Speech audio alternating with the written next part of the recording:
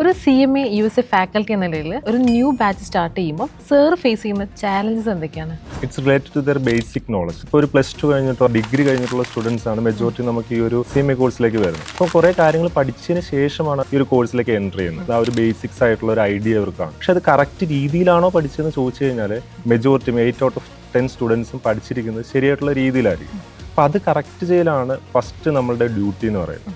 That means ഞാനിപ്പോൾ ഒരു എക്സാമ്പിളായിട്ട് പറയുകയാണെങ്കിൽ ഇപ്പോൾ ഒരു ഫിനാൻഷ്യൽ സ്റ്റേറ്റ്മെന്റ് പ്രിപ്പയർ ചെയ്യുന്ന പറയുമ്പോൾ നമ്മൾ ബേസിക് ആയിട്ടുള്ളൊരു കാര്യമാണ്. അത് അവർക്ക് എല്ലാവർക്കും അറിയാം, എങ്ങനെ പ്രിപ്പയർ ചെയ്യണം, ഏത് അക്കൗണ്ട്സ് എവിടെ എടുക്കണം, ഇതെല്ലാം അവർക്ക് ഓക്കെയാണ്. പക്ഷേ ഇത് എന്തുകൊണ്ട് വന്നു, ഈ അക്കൗണ്ട്സ് നമ്മൾ അത് എവിടെ എടുക്കാനുള്ള റീസൺസ് എന്താണ്, ആ കാര്യങ്ങൾ അവർക്ക് ആർക്കും അറിയില്ല. ഇപ്പോൾ ചോദിച്ചാൽ മെജോറിറ്റി ഓഫ് സ്റ്റുഡൻസിനും ആ ഒരു കാര്യങ്ങൾ അറിയില്ല. നമ്മൾ +2 പാസ്സായാണെങ്കിലും ഡിഗ്രി പാസ്സായാണെങ്കിലും ആ ഒരു രീതിയിലാണ്. അപ്പോൾ അത് കറക്റ്റ് ചെയ്യാനാണ് നമ്മളുടെ മെയിൻ ഡ്യൂട്ടി എന്ന് പറയുന്നത്. പക്ഷേ എന്താ പ്രശ്നം എന്ന് വെച്ച് കഴിഞ്ഞാൽ അവർക്ക് ഇതെല്ലാം അറിയാവുന്നത് കൊണ്ട് നമ്മളിതിപ്പോൾ പറഞ്ഞു കൊടുക്കാൻ ശ്രമിച്ചു കഴിഞ്ഞാലും ആ റീസണിങ് പഠിക്കാൻ അവർ തയ്യാറാവില്ല. അതാണ് ഏറ്റവും വലിയ ചലഞ്ച് എന്ന് പറയുന്നത്.